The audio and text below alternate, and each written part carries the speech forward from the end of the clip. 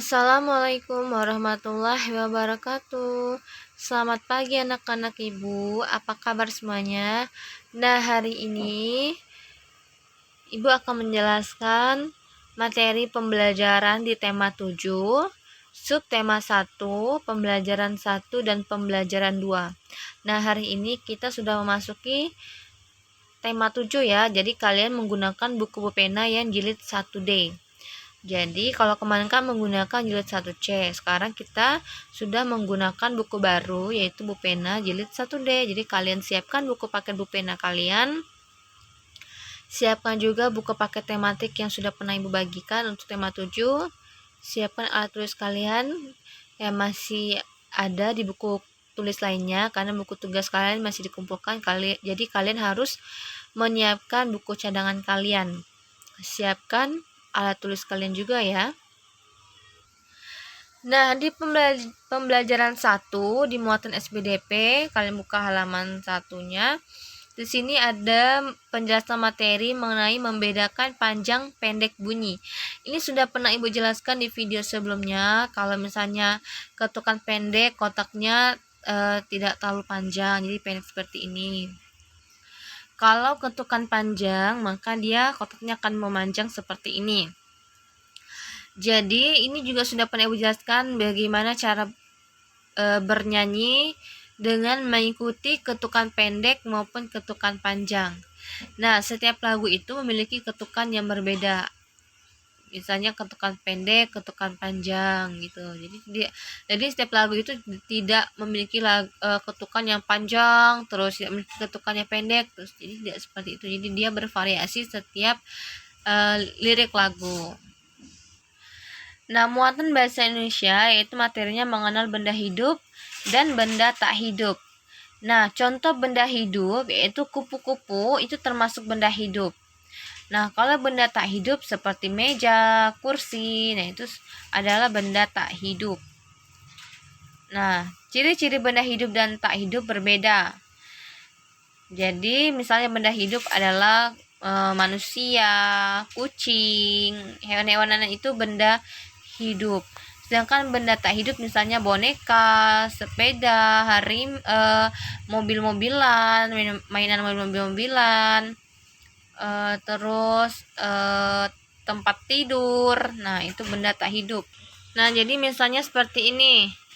Ciri-ciri benda hidup itu dapat bergerak sendiri, bernapas, memerlukan makanan dan air. Contohnya makhluk hidup seperti manusia dan binatang gitu. Kalau misalnya benda tak hidup, ciri-cirinya yaitu tidak dapat bergerak sendiri, tidak bernapas, tidak memerlukan makanan dan air seperti boneka tadi sudah Ibu sampaikan ya, mobil-mobilan, sepeda itu tidak bisa bergerak sendiri kecuali kita yang menggerakkannya, dan tidak bernapas maupun tidak memerlukan makanan dan minuman.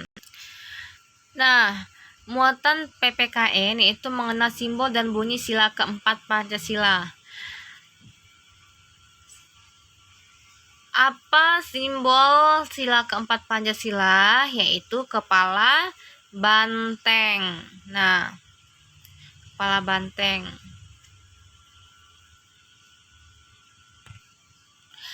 Nah, di sila keempat ini kita harus menghargai pendapat orang lain.